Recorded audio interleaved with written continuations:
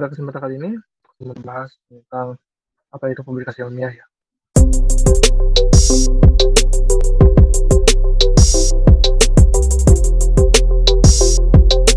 Bismillahirrahmanirrahim.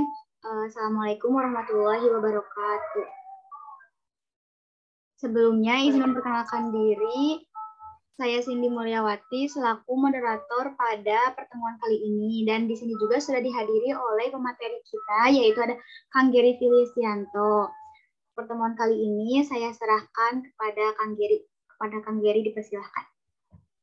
Untuk pertemuan kita kali ini, pertemuan kita yang kedua di pelatihan kita tulis ilmiah ini, kita akan membahas tentang apa itu publikasi ilmiah, kemudian jenis-jenisnya apa saja, kemudian manfaatnya begitu ya, kemudian fokus dan skop. Langsung saya share untuk materi kita kali ini.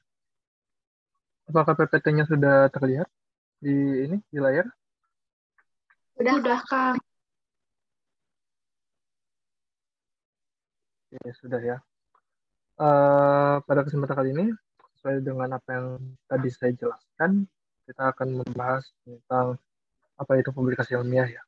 Karena di 2 minggu yang lalu, teman sebelumnya, itu kita membahas tentang karya tulis ilmiah beserta jenis-jenis dan segala macamnya.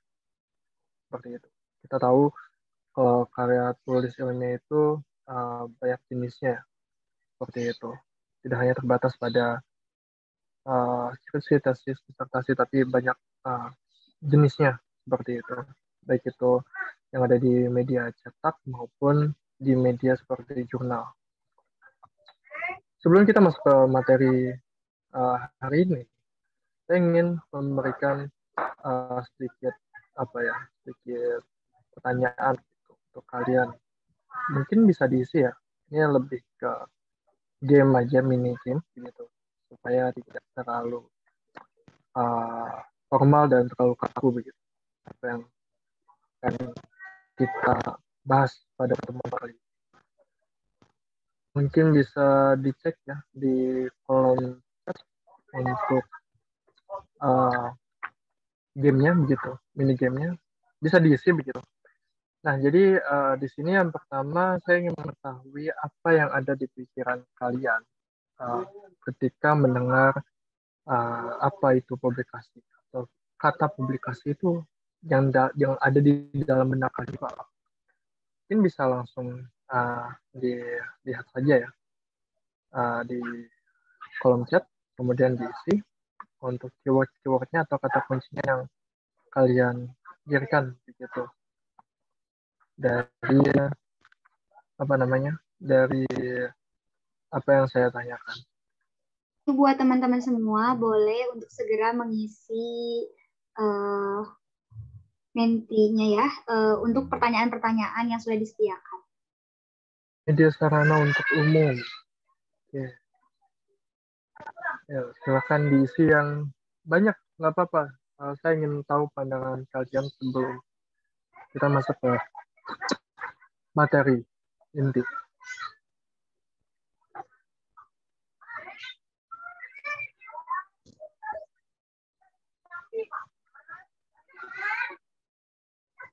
Silakan diisi ya untuk mentinya.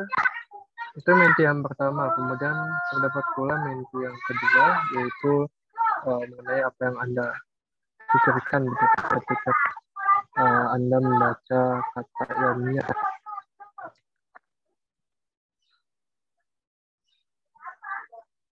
Mengumumkan. Oke. Oke, lanjut. Baru 2 ini yang isi. Silakan diisi ya. Soal apa yang kalian ketahui aja, nggak perlu googling atau ya segala macam gitu. Buka internet. Buat informasi publik. Oke. Kemudian jika sudah mengisi publikasi, boleh lihat ke bagian selanjutnya, yaitu tentang ilmiah ya. Ilmiah itu apa sih? Yang ada di pikiran kalian tentang ilmiah. Ilmiah itu sistematis, ilmu pengetahuan. Terus apa apa saja lah yang ada di pikiran kalian, yang terbesit di pikiran kalian tentang ilmiah itu langsung saja diketikkan gitu agar saya tahu pandangan kalian. Jadi kita bisa menyamakan persepsi atau kita bisa berada di kapal yang sama untuk masuk ke materi selanjutnya. Satu yang bersifat keilmuan, oke, untuk umum, sip. Yang mungkin untuk uh, nantinya kita sudahi dulu ya. Di sini saya udah menemukan beberapa keywords yang memang sangat cocok begitu ya untuk menggambarkan apa itu publikasi dan juga uh, menggambarkan apa itu keilmiahan. Kita kembali ke materi. Untuk materi kita kali ini akan membahas tentang publikasi ilmiah. Ketika kalian sudah, dikarenakan kalian sudah mengisi menti ya, atau saya meminta pendapat kalian tentang satu hal yaitu publikasi dan ilmiah. Di situ yang menarik adalah ada beberapa yang mengisi publikasi itu adalah mengumumkan, menyebarluaskan. Nah, itu sudah sangat tepat begitu ya. Jika publikasi itu memang digunakan untuk menyebarluaskan atau mengumumkan baik itu penemuan baru, ilmu pengetahuan baru, ataupun informasi baru seperti itu ya. Publikasi itu terdiri dari dua kata, yaitu publik dan kalau di bahasa Inggris creation ya. Jadi itu lebih kepada kata kerja begitu. Sesuatu yang akan diinformasikan kepada publik, seperti itu publikasi. Sedangkan ilmiah atau saintifik itu merupakan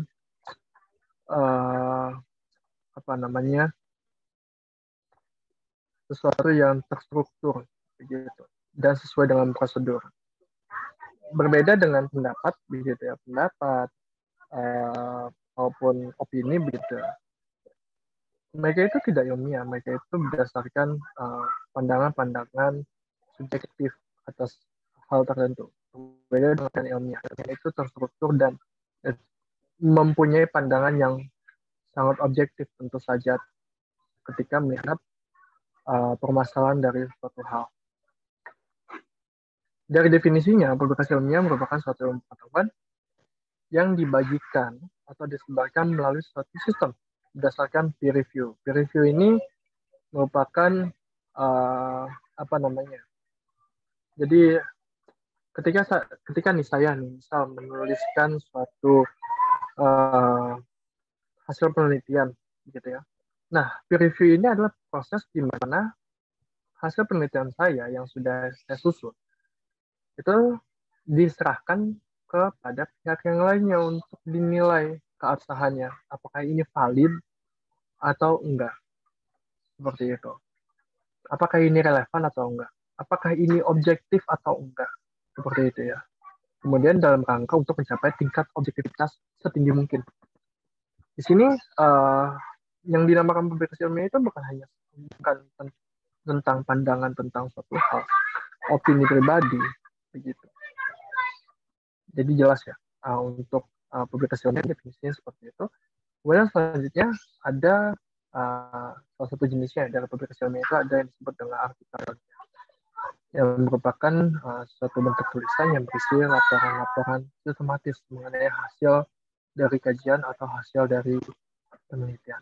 Nah, artikel ini merupakan salah satu jenis dari publikasi ilmiah. Nah, nanti di slide-slide berikutnya kita akan mengetahui berbagai macam jenis-jenis dari publikasi ilmiah itu seperti apa sih. Kemudian terdapat pula jurnal. Begitu ya. Jurnal ini adalah tempat kumpulan artikel yang dipublikasikan secara ilmiah dan umumnya diterbitkan secara teratur. Nanti akan kita bahas juga begitu ya untuk jurnal itu seperti apa bentuknya. Di slide selanjutnya kita akan membahas kenapa kita harus melakukan publikasi ilmiah di jurnal. Seperti itu. Karena di sini dulunya publikasi ilmiah itu tidak ada di jurnal, dan justru hal-hal seperti itulah yang sangat amat menyulitkan para peneliti di masa depan untuk untuk mengakomodir kepentingannya atas penelitian yang mereka lakukan. Pastikan eh, penelitian yang dilakukan sekarang seperti itu ada korelasinya dengan penelitian di masa lalu. Jadi ketika si publikasi ilmiah ini harus dipublikasikan di jurnal, otomatis ya para peneliti nggak akan menemukan kesulitan bahwa ini ada tempatnya begitu. Seperti itu ya. Ada tempatnya ketika hasil penelitian kalian itu dipublikasikan begitu. Ada tempatnya. Jadi nggak cuma sebenarnya bisa saja begitu ya, tidak harus di jurnal seperti di ResearchGate atau di media-media yang lain begitu.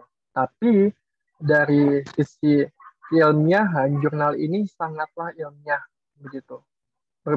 Tapi ada memang jurnal-jurnal yang dalam tanda kutip agak beresiko begitu ya, atau bisa dikatakan sebagai jurnal predator. Kenapa dikatakan jurnal predator itu? Karena si jurnal ini menerima semua jenis artikel begitu. Yang penting si penulisnya itu punya duit dan ingin hasil penelitian itu dipublikasikan tanpa diketahui bahwa si artikel ini berkualitas atau enggak, hasil penelitian ini benar atau enggak. Karena ada hasil penelitian yang memang bukan dikerjakan dengan sesuatu yang ilmiah, melainkan hasil manipulasi seperti itu. Itu alasannya kenapa kita harus melakukan publikasi ilmiah di jurnal. Dan juga jurnal ini sebagai suatu perantara juga, gitu, agar para peneliti atau masyarakat luas dapat mengetahui gitu ya artikel hasil penelitian ini relevan atau enggak, atau misalnya valid atau enggak. Seperti itu. Di sini terdapat pula syarat-syarat mengenai publikasi artikel ilmiah di jurnal. Yang pertama tentu saja kalian harus mempunyai artikel ilmiah ya. Artikel ilmiah ini merupakan suatu hasil penelitian yang sudah disusun dan sesuai dengan prosedur keilmiahan. Jadi tidak ada yang namanya pendapat, opini itu masuk ke jurnal. Dan ini disebutnya artikel. Mengikuti template atau manuskrip. Template ini merupakan bagian yang penting. Nanti akan saya tunjukkan template itu seperti apa. Kemudian, publikasi artikel ilmiah di jurnal itu harus bebas plagiasi atau tidak, bukan tidak, jangan sampai si artikel ilmiah ini ternyata hasil menjiplak karya orang lain yang sudah pernah ada sebelum. Mungkin di bagian tertentunya diubah, bagaimana itu jangan sampai. Kemudian terdapat pula harus lolos evaluasi reviewer. Nah, di tahap ini juga begitu penting begitu ya. Kenapa artikel ilmiah itu dapat dipublikasikan di jurnal ya? Karena mereka itu hasil penelitiannya itu valid dan sudah dievaluasi oleh reviewer. Nah, reviewer ini merupakan orang-orang yang pakar atau paten di bidangnya. Kayak misal JPMI ya, kita tahu JPMI itu punya pendidikan matematika. Tentu saja reviewernya seperti Pak Hidayat ataupun Pak Martin Bernat ataupun Bu Nelly misalnya. Mereka itu orang-orang yang berkompeten di bidang pendidikan matematika, dan tidak mungkin si reviewer ini merupakan orang dari luar bidang program studi misalnya, seperti itu. Dan terakhir, jurnal tersebut haruslah terakreditasi. Sama halnya dengan perguruan tinggi, jurnal pun harus punya akreditasi, sehingga si jurnal tersebut tidak dikatakan sebagai jurnal abal-abal atau jurnal predator. Seperti itu ya, teman-teman. Nah,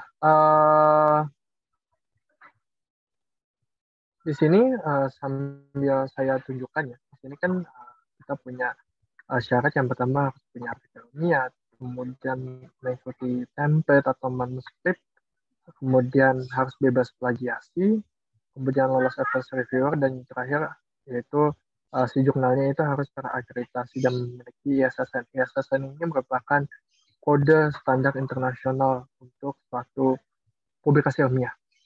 Seperti itu ya teman-teman. Di sini akan saya tunjukkan bagaimana cara melakukan publikasi artikel ilmiah di jurnal.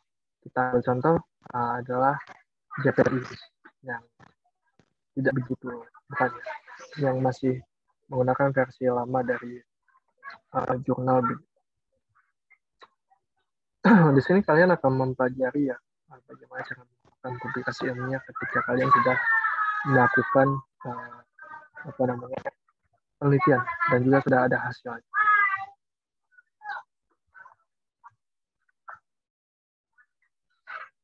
Dan di sini saya buka untuk jurnalnya, itu jurnal Pembelajaran Matematika Inovatif atau JPMI yang dikelola oleh bidang HKI ya, atau publikasi ilmiah Siliwangi.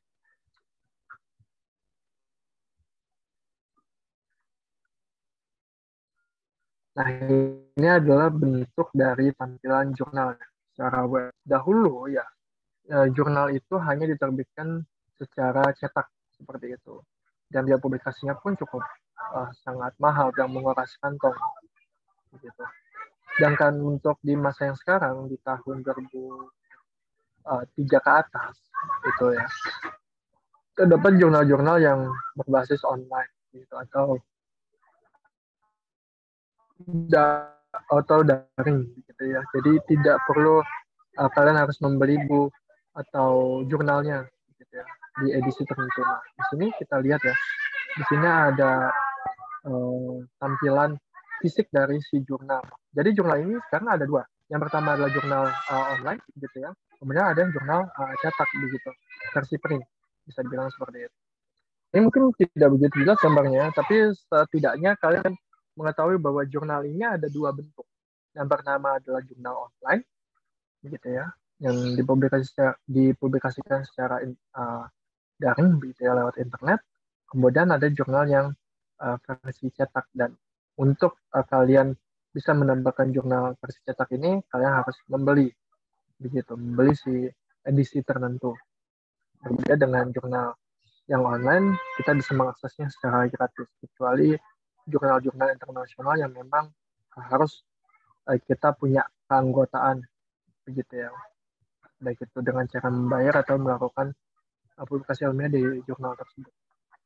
Ini kalau kita lihat di covernya ya, ada judul, di sini ini ada ISSN, begitu ya, ada electronic ISSN, begitu ya, atau ISSN yang berbasis online, ada 8 digit kalau tidak salah. Kemudian ada print ISSN atau ISSN yang bentuknya si jurnal itu yang sudah dicetak, begitu, sama 8 digit juga. Biasanya ada identitas jurnalnya, ada di kalau di sini ada JPMI, kemudian ada latar belakang ya, ada background dari si covernya. Kemudian di sini ada di awal ini ada volume. Di sini terlihat mungkin ya, ada volume 1, kemudian ada nomornya, nomor berapa, ini halamannya dari halaman berapa sampai halaman berapa, kemudian bahasa yang digunakan, bahasa Indonesia ataupun bahasa Inggris. Karena JPMI ini merupakan jurnal berbahasa Indonesia, maka ditulisnya adalah bahasa Indonesia. Kemudian di sini saya lupa di sini ada bagian apa ya, begitu. Kemudian dipublikasikan oleh IKIP Siliwangi, Jawa Barat, Indonesia, seperti itu. Itu sekilas untuk bentuk cover dari jurnal yang versi cetak. Kemudian untuk jurnal versi online-nya ya yang kita lihat seperti saat ini, begitu ya. Bisa kalian buka di journal.ikipsiliwangi.ac.index/index/jpmi/index. Ini dijelaskan bahwa JPMI ini merupakan jurnal yang diterbitkan secara online dan dicetak 6 kali dalam 1 tahun. Nanti akan dijelaskan juga kenapa jurnal-jurnal ini dicetak ada yang 2 kali setahun, ada yang 3 kali setahun, bahkan ada yang terbitnya sekali setahun, seperti itu. Nah, kalau JPMI ini dicetak 6 kali dalam 1 tahun, yaitu dalam bulan-bulan ganjil, yaitu Januari, Maret, Mei, Juli, September, dan November lagi. Dan kebetulan JPMI ini sudah bagus ya, sudah bekerja sama dengan apa namanya perkumpulan atau asosiasi pendidik atau pengajar pendidikan matematika di Indonesia atau AMS. Nah, di sini jelaskan juga JPMI mempublikasikan artikelnya yang berkaitan dengan hasil penelitian dalam bidang pendidikan matematika dan pembelajaran matematika. Baik itu pendidik matematika di tingkat sekolah dasar, menengah maupun tinggi. Dan mereka juga merekomendasikan penelitian tindakan kelas, kemudian penelitian yang berjenis kualitatif, yang berjenis deskriptif, ataupun kuantitatif. Dan juga tidak menutup kemungkinan untuk memproses manuskrip atau hasil penelitian yang berbentuk desain didaktis ataupun penelitian dan pengembangan. Nanti akan saya jelaskan di bagian metode ya nanti di pertemuan-pertemuan selanjutnya. Kemudian setiap artikel yang diterima harus mengikuti pedoman penulis atau template-nya. Tadi yang saya sebutkan ketika si hasil penelitian kalian, gitu ya, tidak ada hasilnya, kalian ingin publish di jurnal tertentu, ingin mempublikasikannya di jurnal tertentu, kalian harus mengikuti aturan yang ada, aturan penulisan yang ada. Beda JPMI dengan jurnal yang ada di UPI. Beda JPMI dengan jurnal yang ada di UI misalnya. Mereka berbeda. Bahkan antar jurnal di dalam lingkup IKIP Siloannya saja itu berbeda. Kalau kita lihat ada jurnal yang dipunyai oleh Penmas, ada jurnal yang oleh Pendidikan Bahasa Inggris, itu berbeda template-nya. Kemudian setiap makalah yang ditekankan akan ditinjau atau dievaluasi oleh reviewer. Nah, di sini seperti yang sudah saya bilang tadi, reviewer ini adalah yang kalau di sidang skripsi begitu ya, bisa dibilang sebagai penguji dari hasil penelitian yang sudah kalian lakukan atau yang sudah kalian susun. Seperti itu. Ini layak apa enggak? Kan atau ini relevan atau enggak?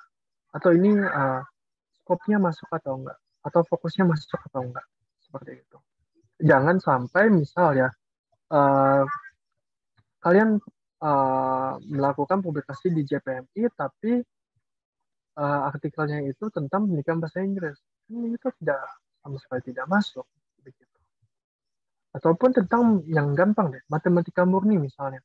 Kan jelas berbeda karena ini kan jurnalnya skopnya pendidikan matematika, bukan matematika murni. Seperti itu. Jadi setiap jurnal itu memiliki skopnya atau memiliki fokusnya. Gitu. Tidak semua jurnal itu menerima artikel yang menurut kalian itu, ini masuk ke ini harusnya. Tidak begitu. Mereka punya aturan sendiri. Gitu ya teman-teman. Kemudian proses review menggunakan double blind review, yaitu reviewer tidak mengetahui identitas penulis dan penulis tidak mengetahui identitas reviewer. Mengapa demikian? Karena yang ditakutkan adalah ada urusan personal ketika si review ini, begitu ya, proses review ini dilakukan secara terbuka tanpa adanya double blind, atau misalnya single blind aja, begitu. Orang mengetahui si penulis ini pernah bermasalah sama dirinya yang ditakutkan, begitu ya.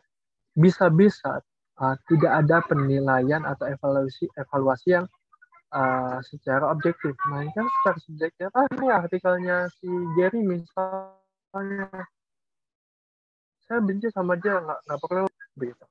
Nah, double blind review ini ditunjukkan untuk menghindari hal-hal seperti itu. Kemudian penulis pun tidak akan mengetahui identitas dari reviewer. Mengapa demikian? Karena rawan si reviewer ini kalau misalnya diketahui ya identitasnya bisa disogok dan itu akan mencederai dari kualitas si artikel ilmiah yang kalian susun. Seperti itu. Nah ini pengantar ya di bagian publikasi ilmiah gitu ya.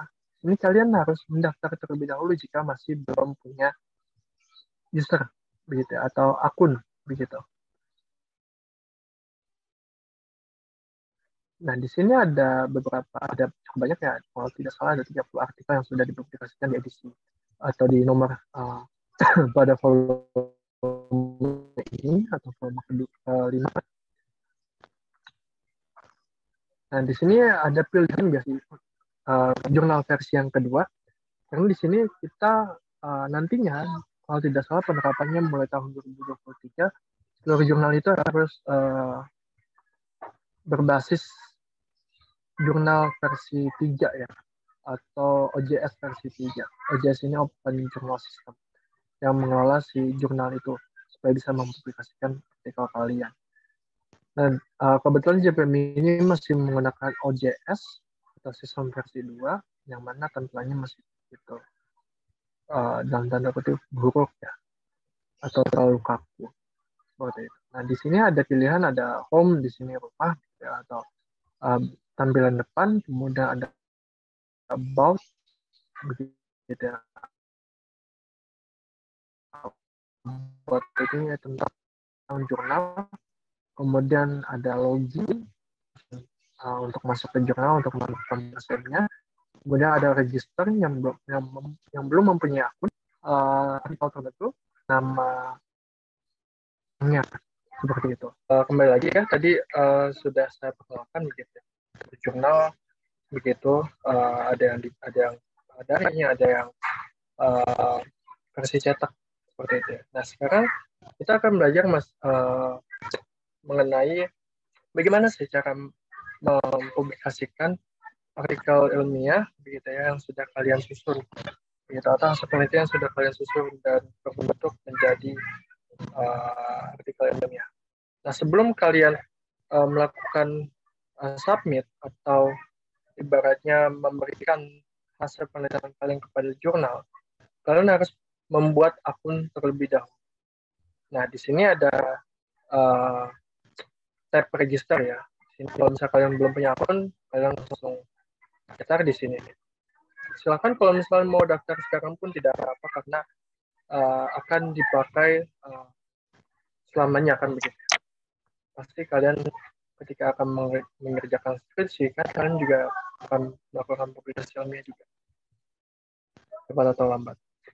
Nah, kemudian di bagian register ini kita diperintahkan untuk mengisi form untuk mendaftarkan diri di jurnal ini gitu. Dan di sini dijelaskan kalau misalnya kalian udah pernah daftar gitu ya, udah pernah melakukan pendaftaran di jurnal yang lain tapi masih di lingkup IKIP Siliwangi, kalian nggak perlu lagi register, tapi cukup login menggunakan akun yang sama di jurnal yang lainnya. Misal kita pendidikan matematika mempunyai 3 buah jurnal begitu ya, yang ada di prodi kita, yaitu yang pertama JPMI, Jurnal Pendidikan Matematika Inovatif berbahasa Indonesia.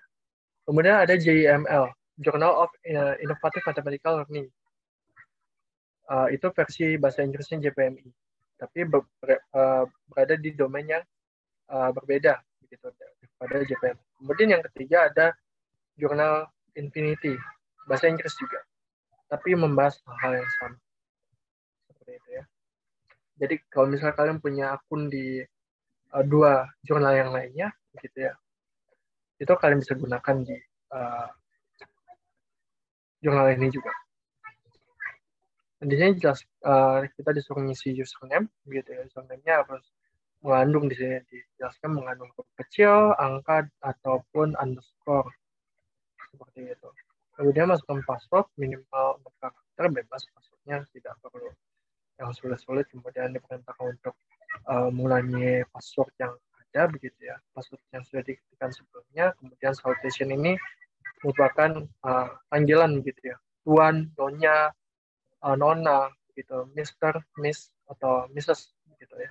Kemudian kalian disuruh mengisi first name atau nama pertama, nama tengah jika ada, kemudian nama akhir gitu ya, kelas name. Kemudian di sini ada inisial, misal nih nama saya, atau enggak nama Cindy lah, Cindy Mulyawati misal. Berarti kan inisialnya SM-nya. Nah, di sini kalian isi inisialnya SM. Kemudian gender, cewek apa cowok, gitu ya, pria atau wanita. Selanjutnya ada afiliasi. Afiliasi ini adalah tempat kalian bernaung begitu. karena kalian posisinya sebagai mahasiswa, otomatis afiliasinya adalah IKIP Siliwangi. Beda halnya ketika kalian merupakan peneliti dari, misal dari Kemenristek BRIN, gitu. Ya, afiliasinya ya tempat kalian bekerja, gitu. Kemudian tanda tangan di sini. Tanda tangannya tidak perlu sebenarnya. Jadi jika ada ya silakan diisi. Kemudian email yang penting ya, email ini digunakan untuk kalian berkomunikasi dengan pihak jurnal.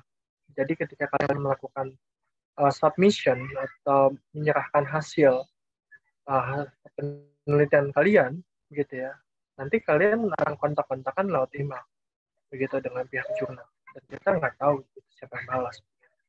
Kemudian masukkan email kembali atau confirm email. Tambahkan ORCID ID. ORCID ID ini ID peneliti ya, jika ada. Seperti itu. Kemudian URL atau website personal, kemudian telepon, ini dimasukkan saja lewat telepon ya. Teks jika ada. Kemudian ada mailing address. Mailing address ini adalah alamat tempat tinggal kalian ataupun alamat tempat afiliasi kalian. Misal jika kalian ingin membeli versi cetak dari jurnalnya, nanti si jurnal ini akan dikirimkan gitu ke alamat mailing address. Seperti itu. Kemudian ada country, gitu ya. Country-nya kalian asal dari mana, apakah dari Afghanistan atau dari Arab Saudi misalnya. Silakan diisi, di sini ada pilihannya. Country cukup lengkap, gitu.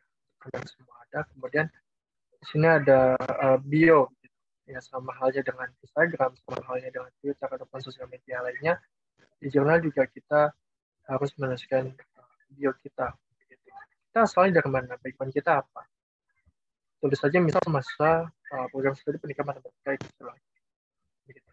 Sudah cukup. Kemudian di sini kalian jika ingin supaya nggak lupa ya, kalian bisa kirimkan email konfirmasi yang berisikan nama pengguna atau username dan juga password. Kemudian di sini ada bahasa kerja kalian, apakah bahasa Indonesia ataupun bahasa Inggris. Kemudian di sini kalian ingin terdaftarnya sebagai apa? Apakah hanya sebagai pembaca yang setiap 2 bulan sekali begitu ya, kalau JPM itu akan diinfokan bahwa jurnal ini telah mempublikasikan sebanyak 30 artikel di tersebut gitu. Ataupun kalian ingin jadi penulis juga, biasanya kalian akan jadi penulis gitu ya, kemungkinan di masa yang akan datang untuk melakukan submisi. Nah di sini ada fungsi sebagai pembaca, role sebagai pembaca, dan juga ada role sebagai penulis atau author. Gitu. Di sini jelaskan kalian dapat menyerahkan gitu ya, hasil penelitian kepada jurnal. Kemudian klik register di sini. Nah, ketika kalian mengklik register akan masuk ya email untuk konfirmasi begitu ya. Jadi si jurnal ini ingin memastikan bahwa kalian ini bukan robot dan benar bahwa kalian adalah seorang manusia. Seperti itu. Nah, setelah kalian sudah buat gitu ya akun untuk mempublikasikan hasil penelitian kalian atau ingin membaca begitu hasil penelitian di jurnal tersebut, kalian bisa langsung login. Begitu. Login dengan identitas username dan password yang sudah kalian isi tadi.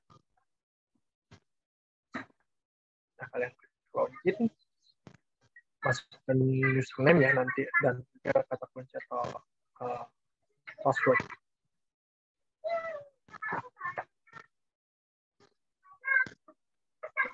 Nah, di sini ada username dan password. Nah, di sini kalian bisa checklist ya. Kalau misalnya kalian nggak mau login lagi di kemudian hari. Jadi checklist ini, remember my username and password, itu difungsikan untuk kalian ketika mengunjungi jurnal ini nggak perlu login lagi. Dan pastikan kalian jangan mengechecklist gitu ya bagian ini untuk ketika kalian menggunakan gadget atau laptop milik orang lain karena rawan disalahgunakan. Seperti itu. Ini kalian klik login. Gitu ya. Saya akan login dengan akun pribadi.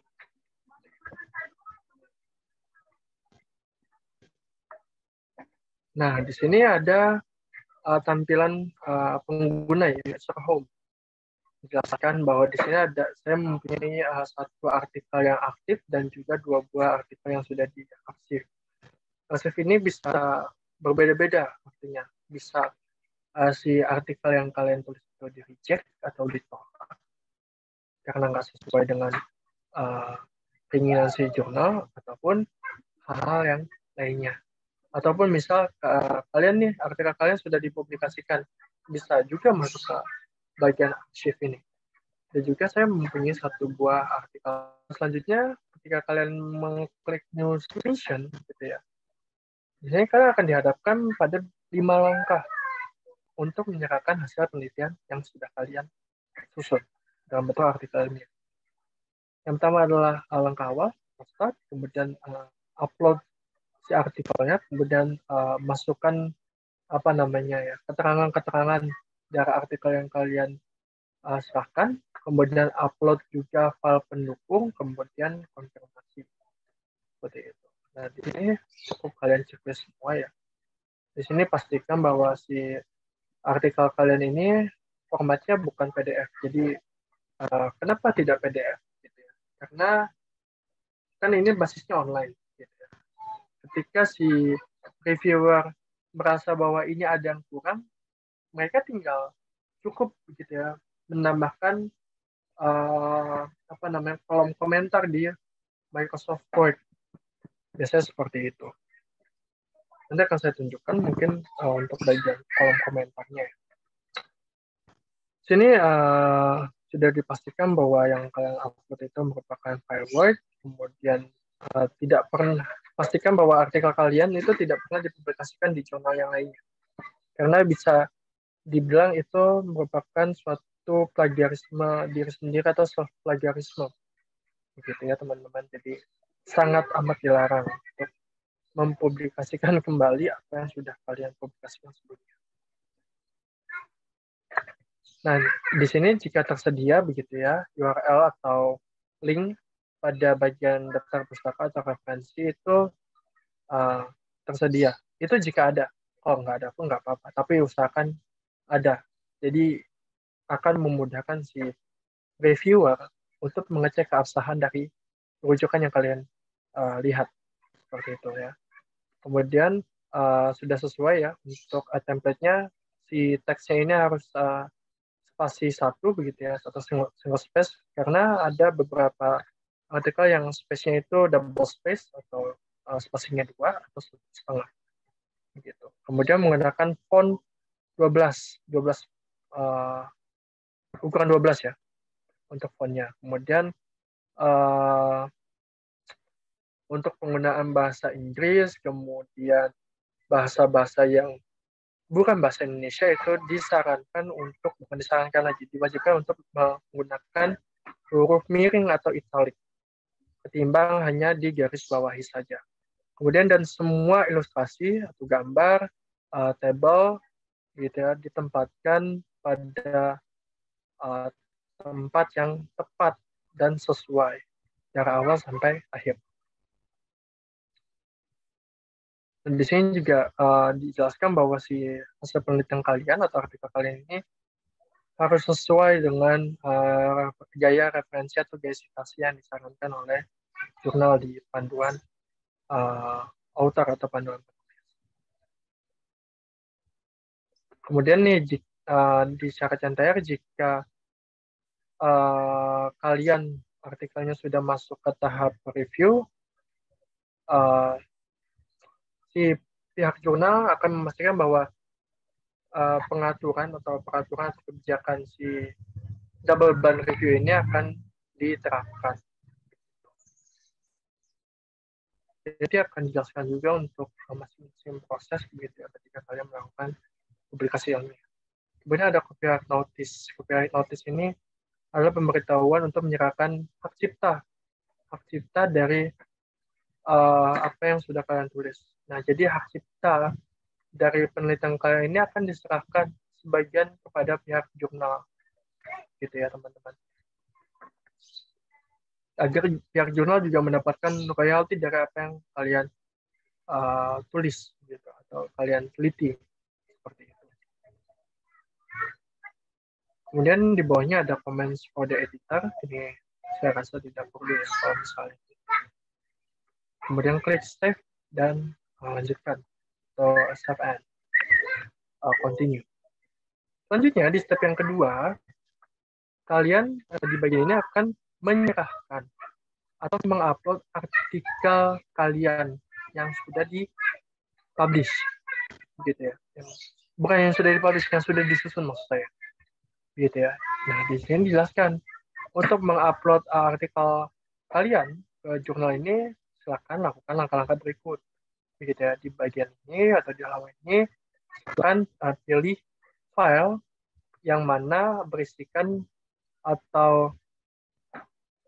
begitu ya, berisikan file dari artikel kalian, gitu intinya.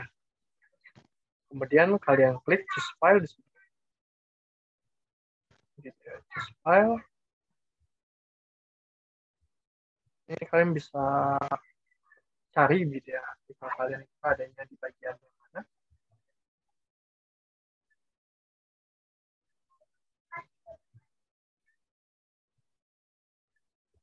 Misal nih, saya ingin menyerahkan template CP52 nih misal. Ya, ini hanya sebuah contoh saja. Seperti itu. Kemudian kalian simpan dan lanjutkan.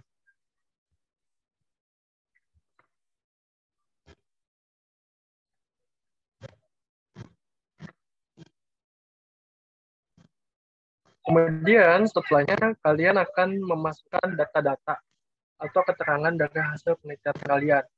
Di sini identitas penulis, gitu ya, jelas, nama pertama, nama akhir, kemudian email yang digunakan, kemudian ID penelitinya, jika ada, kalaupun tidak ada, tidak apa-apa. Kemudian URL ya, URL atau website pribadi, gitu ya. Ini URL saya menggunakan link saya, kemudian afiliasinya dari mana, atau kalian berasal dari mana, begitu. Yang menaungi kalian, saya tulis ini misalnya, kemudian negara dan biostatement, jurusan penerimaan matematika Fakultas Matematika dan Sains Kehidupan. Gitu. Nah, jika kalian bekerja sama dengan penulis yang lainnya, bisa kalian tambahkan add author di sini dan dengan kolom yang sama isinya nanti juga. Jadi di sini penulis yang pertama, kemudian jika ada penulis kedua dan penulis ketiga, silakan tambahkan menggunakan tombol add author. Selanjutnya ada bagian title. Title ini judul dari artikel kalian, begitu ya. Kemudian ada abstrak, begitu, atau ringkasan hasil penelitian kalian dari latar belakang sampai hasil dan pembahasan atau solusinya. Kemudian di sini ada indexing. Indexing ini kalian diperintahkan untuk mengisi si artikel kalian ini memuat disiplin ilmu yang mana, begitu. Apakah disiplin ilmu pendidikan matematika ataupun disiplin ilmu yang mana, seperti itu ya. Kemudian kalian juga diminta untuk menulis kata kunci. Kata kuncinya apa saja yang ada di hasil penelitian kalian, begitu. Untuk bahasanya di sini, karena kita artikel-artikel bahasa Indonesia, ya kita akan menggunakan bahasa yang ID ya, atau Indonesia. Di sini kalau misalnya kalian ada campuran bahasa Inggrisnya, bisa kalian cobakan dengan menambahkan semikolon ya, atau titik koma begitu. Titik koma, kemudian tambahkan, misal ada bahasa Inggris, tambahkan EN. Misal ada bahasa Denmark misalnya, kalian tambahkan DK. Seperti itu ya teman-teman. Jadi ini sepertinya saja diisi. Kemudian di sini ada kontributor. Jika diperlukan bisa diisi. Jadi ini adalah bagian untuk yang jika penelitian kalian didanai oleh orang tertentu atau badan tertentu. Seperti itu. Kemudian tambahkan referensi atau rujukan. Nah, referensi ini atau data ini di copy begitu ya, dari bagian artikel kalian di akhir, di copy, di paste, habis itu kemudian dipastikan bahwa setiap baris referensi nantinya akan pisahkan oleh satu space kosong begitu. Kemudian klik save dan continue.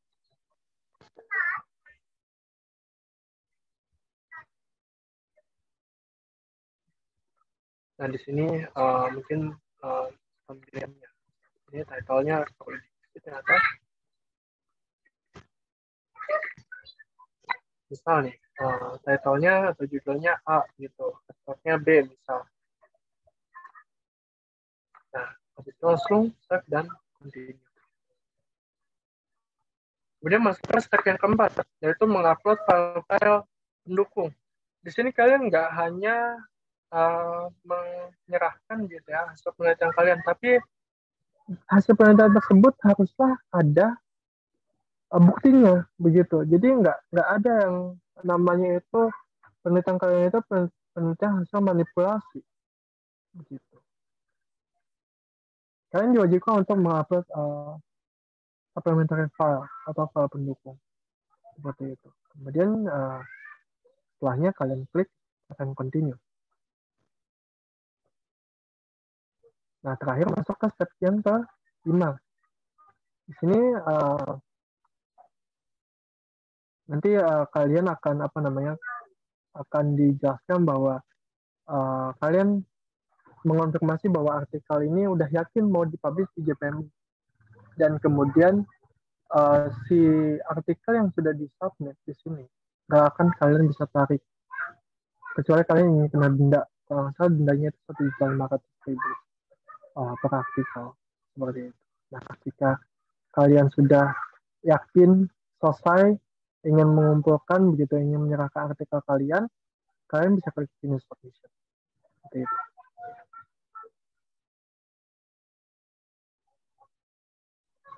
Nah, di sini saya tidak mungkin ya melakukan finish submission karena artikel tidak lengkap gitu. Ini saya delete begitu ya, saya delete saja.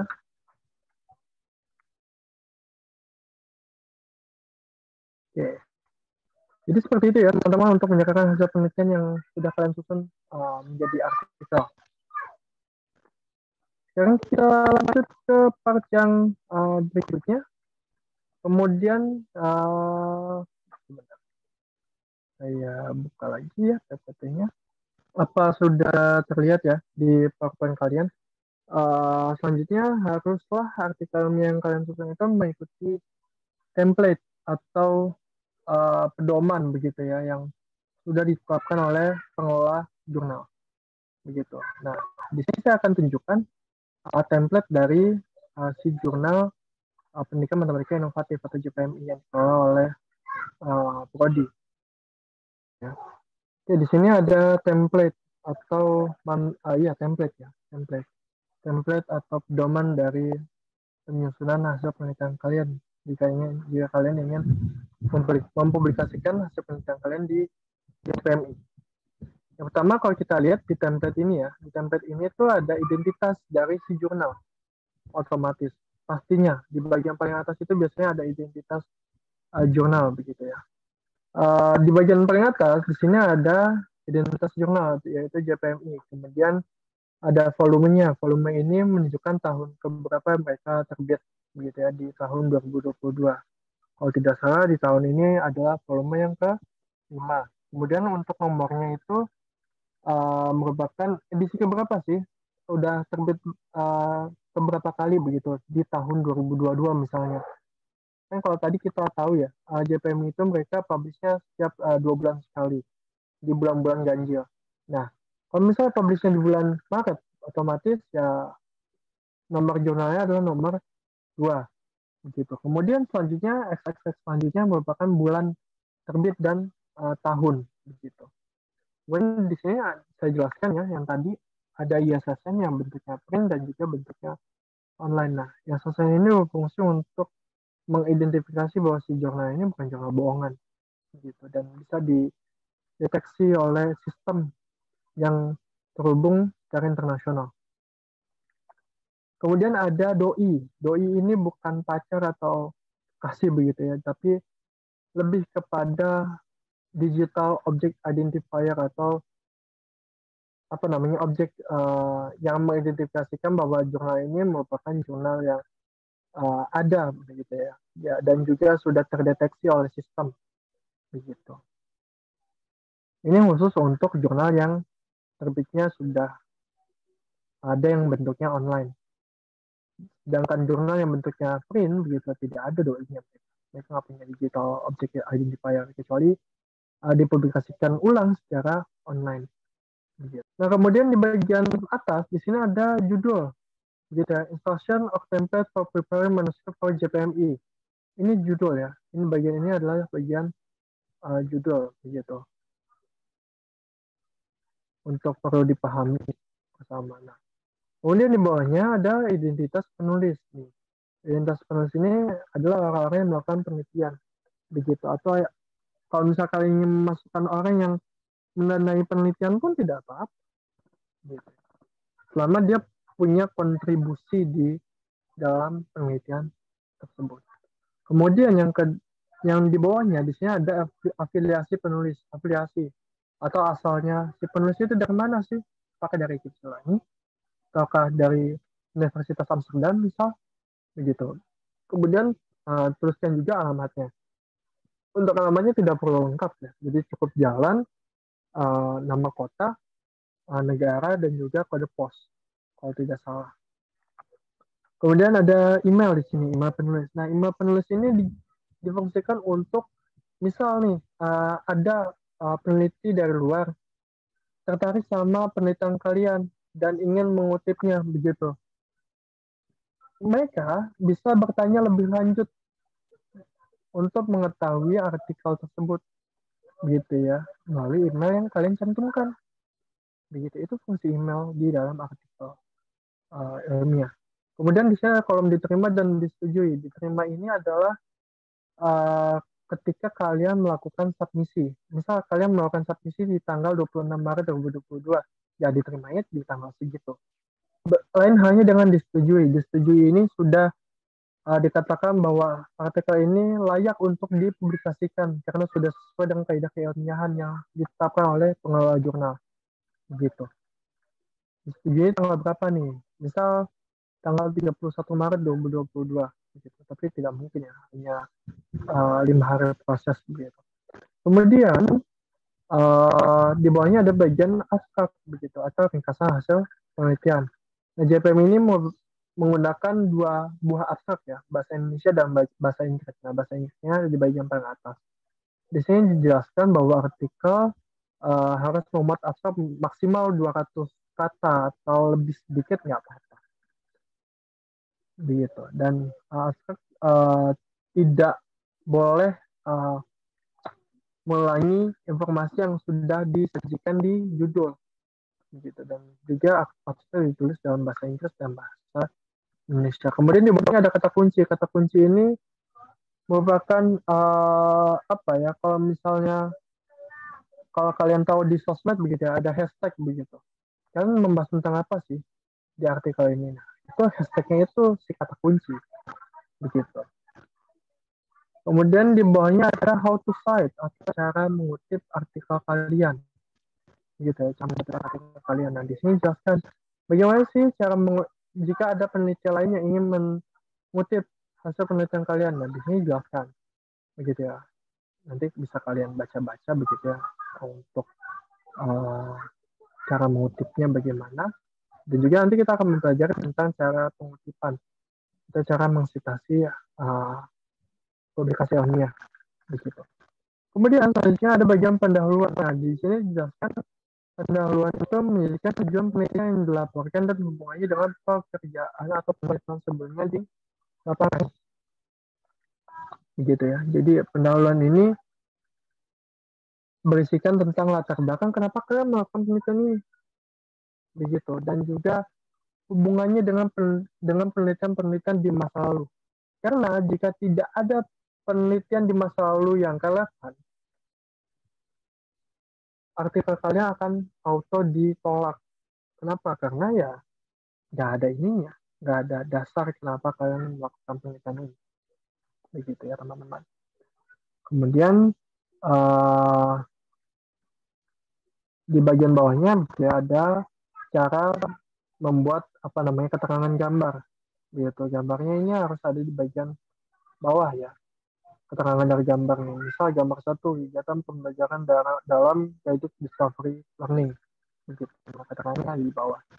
Di sini ada heading 1, heading 2. Fungsinya untuk menambahkan sub-sub pendahuluan begitu. Misal nih, kalau misalnya diskusi itu ada kajian teori begitu. Nah, heading 1 ini fungsinya seperti itu. Misal saya melakukan penelitian tentang eksplorasi atau matematika. Nah, di sini di heading ini jelaskan matematika itu apa, kemudian uh, kenapa harus melakukan penelitian tersebut begitu. Nah, ini dijelaskan di masing-masing headingnya, gitu ya. Kemudian di bagian metode dijelaskan bahwa metode ini harus singkat namun harus mencakup informasi teknis yang memadai agar penelitian dapat dilanjutkan oleh pembaca yang berkompeten. Untuk metode baru harus dijelaskan secara rinci, mengutip prosedur yang telah diterbitkan sebelumnya dalam referensi. Nah, metode ini juga salah satu bagian penting. Kenapa? Ketika kalian melakukan penelitian, otomatis kan pasti ada metode penelitiannya gitu untuk menyelesaikan masalah tersebut. Nah, ketika kalian metodenya ini tidak valid begitu ya dalam tanda kutip, tetap akan di reject atau ditolak karena kalau misalnya tidak validnya dalam artian itu bukan metode yang baru. Kecuali kalau misalnya itu metodenya baru, kalian harus jelaskan secara rinci. Kenapa kalian memilih metode ini? Alasannya apa? Untuk menyelesaikan suatu permasalahan penelitian. Kemudian di bagian hasil di sini jelaskan kalian mungkin di sini belum tahu ya, belum tahu betul gitu ya perbedaan antara hasil dan juga pembahasan gitu. Hasil ini merupakan uh, dasar pemikiran atau desain eksperimen dan juga hasil eksperimen. Hasil itu dapat disajikan atau ditampilkan dalam bentuk gambar, tabel maupun teks dan hasil itu tidak sangatlah berbeda dengan pembahasan gitu ya. Pembahasan itu adalah penjabaran atau interpretasi atau pemaknaan dari hasil yang kalian dapatkan di lapangan. Begitu. Misal di sini dijelaskan bahwa uh, dengan PAM yang tinggi begitu ya, di kelas eksperimen nilainya adalah 11 gitu ya. Sedangkan di kelas kontrol ternyata nilainya lebih tinggi 12. Nah, ini artinya apa? Interpretasinya bagaimana? Pemaknaannya seperti apa? Nah, ini kalian jelaskan di bagian pembahasan nantinya. Kenapa demikian begitu? Apa yang mempengaruhi? Kenapa kelas eksperimen ini lebih tinggi, lebih rendah daripada kelas kontrol di PAM yang tinggi, misalnya seperti itu. Nah, itu di bagian hasil ya. Kemudian di pembahasan itu merupakan interpretasi hasil dan bukan pengulangan dari analisis data seperti itu. Dalam pembahasan didukung oleh ahli atau pakar yang dikutip dari artikel pada jurnal yang memiliki tingkat relevansi dan kemutahiran atau keterbaruan yang baik. Kemudian keterbaruan dari relevansi artikel pada jurnal yang baik yaitu pada tentang 5 hingga 10 tahun terakhir. Gitu. Jadi kenapa pembahasan dari hasil penelitian kalian itu harus dituliskan sesuai dengan apa yang sudah pernah dibahas sebelumnya, begitu. Ya karena untuk mendukung apa yang ditemukan, begitu. Kan tidak mungkin ya pembahasannya itu bertolak belakang dengan apa yang ditemukan di masa lalu, begitu. Kemudian ada bagian kesimpulan. Nah, kesimpulan ini harus berisi konfirmasi hasil. Atau biasanya itu misalnya di bagian pendahuluan tadi harusnya ada yang dinamakan sebagai rumusan masalah, gitu ya, rumusan masalah. Nah, kesimpulan ini adalah jawaban dari rumusan masalah, begitu, yang telah dianalisis pada bagian hasil dan pembahasan, seperti itu. Kemudian ada ucapan terima kasih dan ini jawab ya, tentatif, gitu. Mau ada ikan apa nggak ada pun nggak jadi masalah. Kemudian ada pula daftar pustaka atau referensi atau rujukan. Nah, JPM ini menggunakan daftar pustaka yang gayanya itu apa atau American Psychological Association, seperti itu. Daftar pustaka harus mencakup semua karya penerbitan yang relevan dan semua referensi yang terdaftar pada daftar pustaka harus dikutip dengan menggunakan aplikasi perangkat lunak referensi seperti Mendeley, Zotero, ataupun EndNote. Kemudian di sini jelaskan lagi kemutahiran dari relevansi artikel dari jurnal yang baik yaitu 5 sampai 10 tahun terakhir. Nah, nanti kita juga akan mempelajari bagaimana cara melakukan sitasi atau pengutipan atau menuliskan tentang pustaka dari artikel ilmiah. Nah, di sini masing-masing berbeda ya. Untuk buku bagaimana, untuk artikelnya bagaimana, untuk apa namanya, untuk prosedur seperti apa, begitu. Dan juga ada juga di sini keterangannya referensi untuk makalah yang diterima untuk publikasi. Nah, referensi untuk makalah diterima untuk publikasi, namun jika belum diterbitkan harus menunjukkan nama jurnal, tahun publikasi yang mungkin, dan harus menyatakan impress. Impress ini adalah telah dinyatakan layak oleh reviewer, begitu. Dan dalam proses editing. Dan juga ada pengecualian begitu ya. Jenis referensi berikut tidak valid untuk dicantumkan di bagian referensi. Misal data yang tidak dipublikasikan, kemudian naskah komunikasi pribadi dalam persiapan atau pamflet disampaikan, kemudian asal paten, nawar atau link, kemudian materi yang belum menjadi sasaran review, gitu. Kemudian di sini keterangan tabel harus diketik secara terpisah dari teks utama dan sebaiknya menggunakan font yang sesuai agar sesuai dengan setiap tabel pada halaman terpisah, dan tabel itu harus berdiri nomor sesuai dengan angka Arab. Jadi angka Arab itu bukan angka Romawi ya. Romawi kan ada I kan kayak gitu ya. I, V kayak gitu kan. Untuk 1, 2, 3, 4-nya. Nah, untuk angka Arab kan angka normal atau angka Latin. Begitu. Dan juga tabel yang diakui tidak memiliki garis vertikal dan hanya memiliki garis horizontal saja. Nanti akan diberikan contoh bagaimana bentuk tabelnya gitu. Nah, sebenarnya tadi juga ada sepertinya horizontal. Nah, ini tabelnya seperti ini. Jadi hanya ada garis horizontal saja dan tidak ada garis vertikal. Begitu ya, teman-teman. Untuk penulisan di jurnal. Kayaknya di semua jurnal semua. Kemudian untuk gambar harus diberikan secara terpisah dari teks utama, begitu. Gunakan angka Arab untuk menghitung semua gambar, gambar 1, gambar 2, dan harus sesuai urutan dalam teks.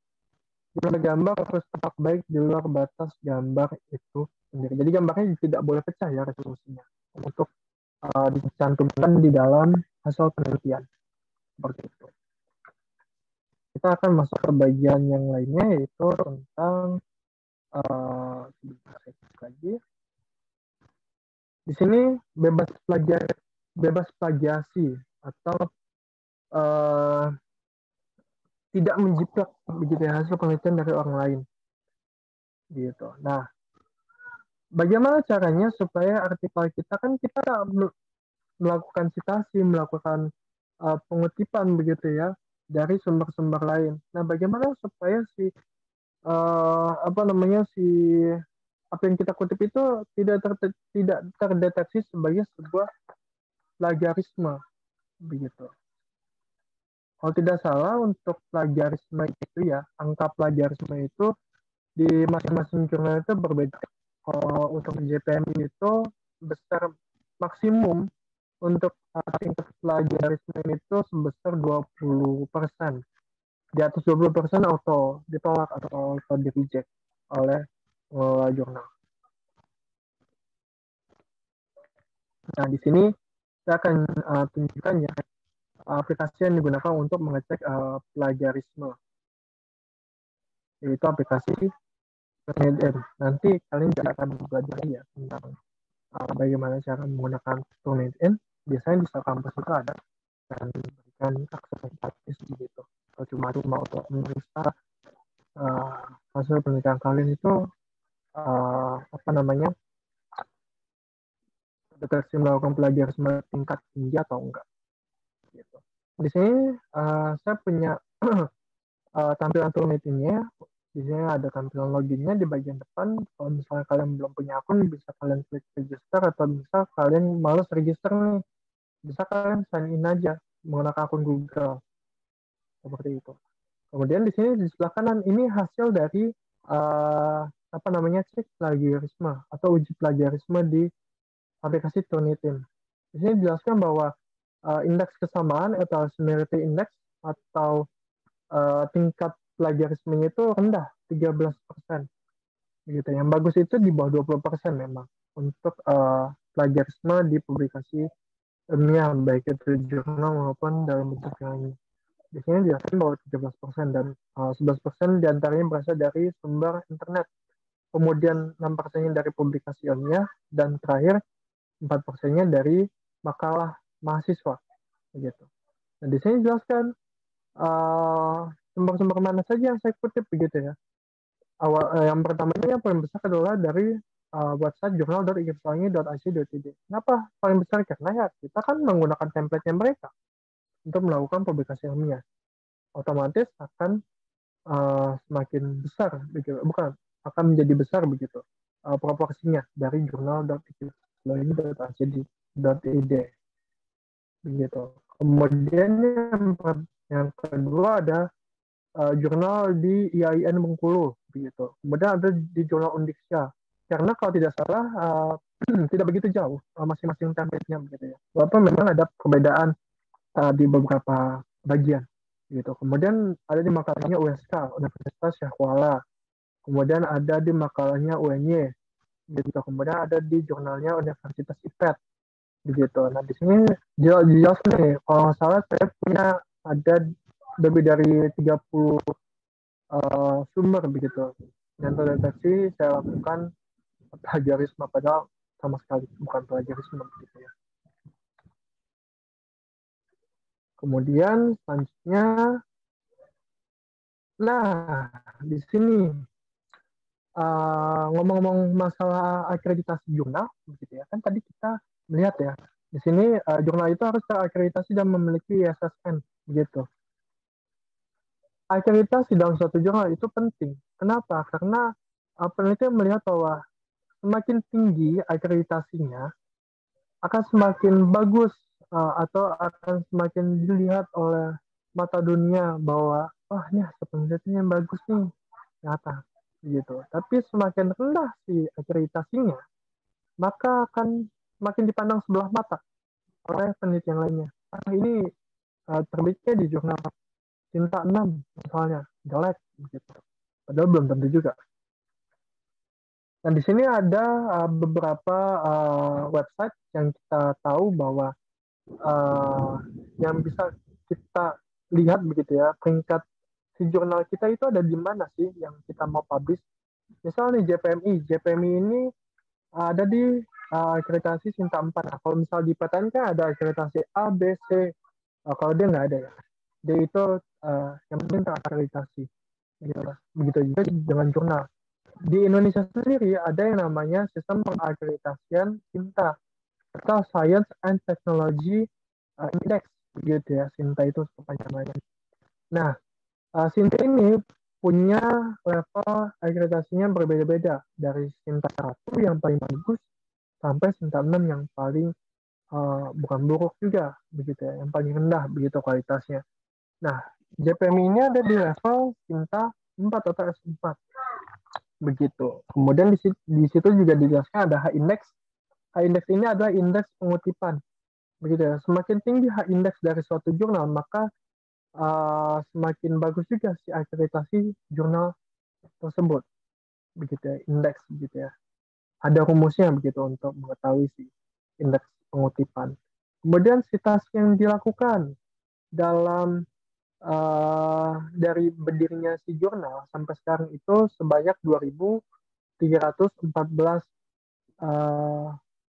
artikel itu mengutip dari si JPMI dan dalam 5 tahun terakhir ini terdapat 2.266 artikel yang mengutip jurnal atau mengutip artikel dari jurnal JPMI. Itu untuk Sinta ya. Kemudian untuk penomoran internasional atau akreditasi internasional ada yang disebut oleh disebut dengan Scopus begitu ya. Sebenarnya banyak untuk akreditasi jurnal secara internasional, tapi yang kita kenal itu adalah akreditasi yang dilakukan oleh Scopus. Nah, Scopus ini memakai rentang Q1 sampai Q4 begitu ya teman-teman. Jadi Q ini artinya kuartil ya, atau satu dari empat begitu. Nah, semakin tinggi level di jurnalnya begitu ya, Q1, maka semakin bereputasi juga jurnal tersebut begitu ya teman-teman. Nah, di sini ada angkanya nih. Menurut Simago Junior, misalnya Bulletin of Indonesia Economic Studies ini masuk ke jurnal dengan kategori akreditasi kuartil 1, yang berarti uh, masih di level yang belum begitu bagus. Sorry, saya tadi terbalik ya. Satu itu yang masih rendahnya, tapi Q1 itu lebih tinggi daripada Sinta 1 sebenarnya. Kemudian ada yang paling tingginya yaitu kuartil 4 gitu, atau Q4. Nah, di sini Q4 itu paling tinggi untuk level Scopus. Ini kalian bisa cari di websitenya Sinta di sinta.kemdikbud.go.id untuk melihat jurnal-jurnal yang sekiranya ingin dijadikan target oleh kalian gitu ya, untuk menyerahkan hasil untuk melakukan publikasi ilmiah begitu. Kemudian di slide selanjutnya kita akan mengetahui bahwa ada beberapa jenis dari publikasi ilmiah. Yang pertama adalah laporan tertulis, kemudian pertemuan ilmiah atau konferensi, kemudian ada tulisan ilmiah populer. Publikasi ilmiah yang berjenis laporan tertulis itu jenisnya macam-macam, ada skripsi, ada tesis, disertasi, laporan hasil penelitian, karya ilmiah, pengabdian kepada masyarakat atau PPM, dan juga program kreativitas mahasiswa yang uh, sedang diikuti ya oleh adik-adik sekalian di angkatan 2020 dan angkatan 2021. Nah, itu juga termasuk salah satu publikasi ilmiah. Kemudian yang kedua ada disebut sebagai pertemuan ilmiah atau konferensi. Gitu ya. Isinya ya seminar, kayak seminar nasional atau kongres nasional atau simposium gitu. Nah, itu salah satu bentuk publikasi ilmiah. Jadi publikasi ilmiah itu tidak hanya ditulis begitu ya dalam bentuk tulisan, tapi bisa juga dengan oral atau dengan orasi begitu ya, dengan lisan begitu. Kemudian yang terakhir adalah tulisan ilmiah populer yang ada di koran, majalah ataupun media online. Selanjutnya ada fokus dan skop dari jurnal. Nah, di sini kita ambil contoh 3 ya. Ini saya ngambil contoh jurnal dari Makara atau jurnalnya Universitas Indonesia, Makara Journal of Science. Nah, isinya ini mereka fokusnya ada di bidang material science gitu ya. Terus ada kimia biologi atau kimia. Kemudian ada genetika, ada biologi molekuler dan juga bioteknologi untuk si fokus dan skop jurnal. Kemudian yang kedua ada jurnal yang disebut ini jurnal internasional ya, Science Direct. Dan untuk skopnya atau fokusnya itu membahas tentang ilmu fisika dan keteknikan, kemudian ada ilmu pengetahuan alam, kemudian ilmu kesehatan, dan juga ilmu sosial dan juga humaniora. Gitu. Dan yang terakhir adalah JPMI. Masuk ke skop mana nih JPMI? JPMI itu masuk ke skop science. Teknologinya juga ada, sosialnya ada, education-nya juga ada, language-nya juga ada. Jangan salah, gitu ya. Kemudian ada juga bidang-bidang lain yang terkait dengan penelitian ilmiah, gitu, untuk skopnya. Sebenarnya tadi sudah kita bahas ya untuk kayak artikelnya itu seperti apa. Nah, di sini saya ambil contoh lagi untuk artikelnya berbahasa Inggris, gitu ya. Kalau tadi kan kita lihat JPMI ya, template-nya. Lewatnya seperti apa kita sudah tahu, isinya apa saja. Kemudian ini untuk artikel berbahasa Inggris. Di sini saya ambil dari uh, seminar ya, seminar internasional SAMSES yang diadakan oleh Universitas Pendidikan Indonesia di Yogyakarta waktu itu. Kegiatannya walaupun kampusnya itu ada di Bandung. Nah, di atas ini ada identitas si jurnal, begitu ya. Dipublish di mana? Di sini jelaskan bahwa artikel ini dipublish oleh IOP ya, atau International Physics Conference Series. Kemudian dipublikasikan oleh Journal of Physics. Kemudian ada volumenya, volume keberapa, volume ke 1318 dan juga tahun terbitnya di tahun 2019. Sorry, ini bukan volume jurnal ya, tapi lebih ke nomor artikel begitu ya yang sudah dipublish oleh jurnal tersebut. Kemudian ada DOI. DOI ini digital object identifier begitu ya. Jadi ketika kalian ingin mengutip begitu ya, ingin mengutip artikel ini, nanti di salah satu bagian di aplikasi Mendeley itu ada bagian di mana kalian tinggal memasukkan si kode doi aja ini. Kode doi-nya kalian masukkan, nanti otomatis akan langsung mengutip sendiri begitu ya, atau akan kalian nggak perlu menulis lagi daftar pustakanya secara manual, dan akan langsung otomatis terbuat begitu oleh aplikasi Mendeley. Sebenarnya secara umum sama saja, ada bagian judul, kemudian penulis 1, 2, dan 3, dan 4. Begitu. Kemudian ada afiliasinya. Afiliasinya dari mana? Bukit Silowangi dan juga SMA Putra Juang Cianjur. Kemudian ada email yang bisa dihubungi di bagian bawahnya. Kemudian tetap ada abstrak. Kalau misal jurnal internasional itu abstraknya hanya bahasa Inggris saja dan tidak ada bahasa nasional dari wilayah negara tertentu. Kemudian ya sama, seperti tadi ada introduction atau latar belakang ya, pendahuluan. Kemudian ada metode, gitu ya, ada result and discussion atau hasil dan pembahasan, dan juga kesimpulan serta referensi, seperti itu. Intinya sama saja, cuma memang untuk jurnal internasional itu cukup berbeda dengan jurnal yang ada di Indonesia kebanyakan lewatnya. Kemudian selanjutnya kita akan mengetahui manfaat dari publikasi jurnal ilmiah atau publikasi artikel ilmiah gitu ya.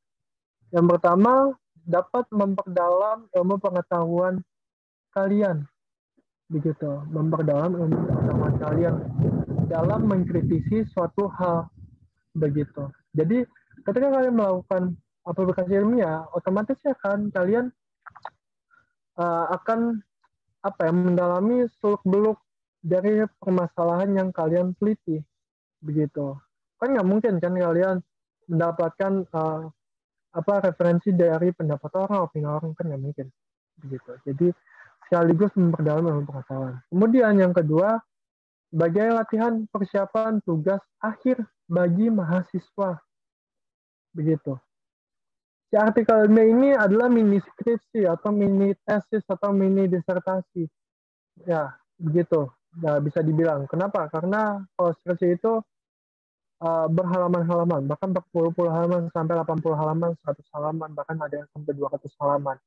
Gitu ya. Nah, kalau artikel, kalian dipaksa untuk menuliskan penelitian kalian dalam 15 halaman atau 20 halaman lah maksimal. Seperti itu.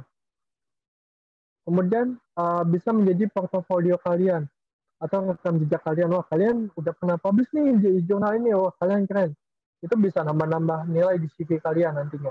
Kemudian yang terakhir adalah si publikasi ilmiah ini menjadi syarat wajib, baik itu sebagai kelulusan untuk mengambil ijazah, mengikuti yudisium, atau mengikuti sidang skripsi, tesis, maupun disertasi. Seperti itu. Oke, begitu saja untuk materi kita kali ini. Untuk apa yang dibahas juga sudah sangat cukup lengkap ya, dan dipersilakan. Ingin saya serahkan terlebih dahulu ya kepada moderator. Moderator silakan diambil alih. Ya, baik, terima kasih kepada Kang Gary. Alhamdulillah penyampaian materi kali ini sudah selesai. Dan sekarang kita masuk ke sesi tanya-jawab. Buat teman-teman semua, jika ada yang mau ditanyakan, boleh untuk raise hand terlebih dahulu. Mangga buat teman-teman semuanya, takutnya ada yang masih bingung atau ada yang hal-hal yang ingin ditanyakan, mumpung ada pematerinya, ada Kang Gary, ya digunakan kesempatan kalian. Silakan bertanya. Atau misal mau bertanya tentang tugas 2 minggu yang lalu, nggak apa-apa, diperbolehkan. Ya Kang, ini sudah ada yang bertanya Kang. Barusan Devia Raisen. Ya, gimana Devia? Boleh langsung saja. Iya, makasih. ya kalau ini ya. Tadi itu kan ada disebutkannya jurnal yang aktif yang tidak aktif. Nah, saya itu kurang paham mengenai jurnal tidak aktifnya itu seperti apa. Apakah sudah enggak 5 sampai 10 tahun nggak berlaku gitu atau seperti apa? Kasih. Oh, sorry. Itu di bagian mana ya? Bentar, coba saya cek dulu. Soalnya eh, kalau tidak salah ya di PowerPoint itu tidak membahas soal demikian. Bentar. Jurnal aktif, tidak aktif. Di bagian mana?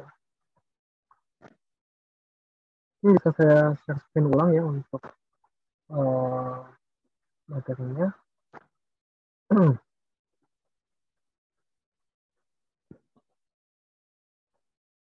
Nah, Devi bisa tolong tunjukkan ya di bagian mana begitu untuk jurnal yang tadi yang aktif dan tidak aktif. Soalnya kalau tidak salah saya tidak menjelaskan hal yang demikian. Atau mungkin Tadi itu mendengar begitu yang saya takutkan. Iya, Devia. Bagaimana, Devia? ya gimana tadi suaranya terus putus soalnya.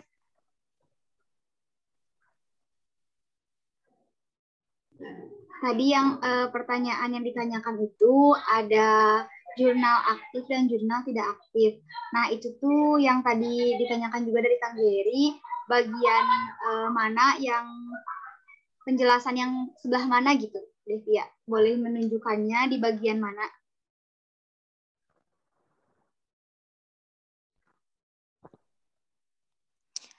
Jadi tadi itu kan kan jurnal yang aktif dan tidak aktif katanya maksudnya itu jurnalnya itu udah tidak ada gitu atau kayak gimana teh maksud saya. Oke, oke, oke. Mungkin saya menangkap maksudnya Devi ya. Jadi jurnal yang tidak aktif atau yang aktif itu terlihat dari si akreditasi jurnalnya sebenarnya begitu ya. Semakin rendah atau semakin jarang jurnal tersebut mempublikasikan hasil uh, penelitian dari mahasiswa ataupun dari peneliti begitu ya khususnya, maka bisa dibilang jurnal itu adalah jurnal mati begitu atau jurnal yang tidak aktif seperti itu sih. Jadi lebih kepada tingkat keseringan si jurnal tersebut melakukan publikasi ilmiah dari artikel yang disubmit oleh peneliti begitu. Itu kalau misalnya saya ini ya nggak salah tangkap gitu dari pertanyaannya Devian, karena cukup membingungkan gitu, apa yang ditanyakan. Iya, Jadi gini ya kan kalau jadi disebut jurnal tidak aktif itu jadi sesuai yang akreditasinya gitu.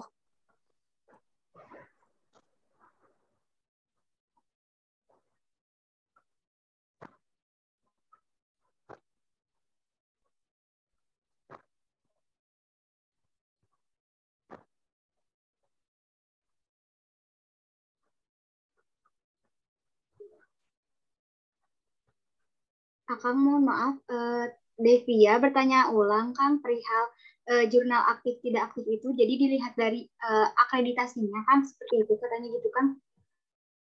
Ya, dilihat dari akreditasinya. Jadi si jurnal ini diakreditasi setiap 2 tahun sekali atau 3 tahun sekali akan dilakukan reakreditasi jurnal oleh sistem Sinta begitu ya. Ketika sistem Sinta itu mendeteksi bahwa jurnal ini tidak melakukan publikasi ilmiah selama 2 tahun terakhir aplikasi, maka jurnal tersebut dinyatakan tidak aktif atau bisa jadi ditutup nantinya. Dan ketika ingin diaktifkan kembali harus mengajukan akreditasi ulang kembali begitu ya. Mewasanakan begitu. Oh baik Kang, terima kasih. Oke, oke. Boleh buat Untuk enggak boleh buat teman-teman yang lainnya bisa ada yang mau bertanya dipersilahkan. Dan jangan lupa juga untuk mengisi presensi yang sudah dikirim di kolom chatnya. Alhamdulillahirrahmanirrahim. Pertemuan kali ini sudah selesai. Sebelum ditutup, izinkan saya hasil tadi kita diskusi yang sudah materi yang sudah disampaikan oleh Kang Geri. Yang pertama tuh kita mengetahui pengertian mulai dari publikasi itu apa. Publikasi itu adalah sesuatu informasi yang akan disampaikan kepada publik gitu ya, dan ilmiah juga merupakan sesuatu yang struktur dengan sistematis. Itu mulai dari publikasi dan ilmiah. Selanjutnya dijelaskan juga untuk definisi dari publikasi ilmiah sendiri, yaitu suatu ilmu pengetahuan yang dibagikan atau disebarluaskan melalui sistem berdasarkan pre-review dalam rangka untuk mencapai tingkat objektivitas tinggi mungkin. Nah, dari pemaparan materi yang tadi juga ada jenis-jenisnya. Yang pertama ada artikel ilmiah, yang kedua ada jurnal. Nah, di sini juga tadi sudah diperlihatkan cara-cara untuk untuk membuat akun, mulai dari membuat akun dan upload artikel yang sudah kita susun seperti itu. Ada syarat-syaratnya juga, kemudian ada jenis-jenis publikasi. Yang pertama ada laporan tertulis, ada tulisan ilmiah populer, pertemuan ilmiah, kemudian ada manfaat dari publikasi ilmiah juga. Yang pertama itu ada memperdalam ilmu pengetahuan, latihan persiapan tugas akhir bagi mahasiswa, ada portofolio, dan yang terakhir juga ada menjadi salah satu syarat wajib seperti itu teman-teman. Nah itu materi yang sudah dijelaskan tadi mudah-mudahan bisa dipahami dan dipelajari oleh teman-teman semua. Terima kasih kepada Kang Geri. Saya Cindy Mulyawati selaku moderator menutup pertemuan kali ini dengan membaca Alhamdulillah bersama-sama. Alhamdulillahirrahmanirrahim. Wassalamualaikum warahmatullahi wabarakatuh. Terima kasih Kang. Ya, sama-sama.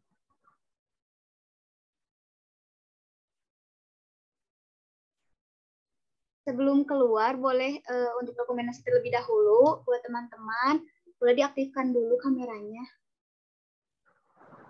Kita dokumentasi sebentar. Ayo teman-teman diaktifkan terlebih dahulu.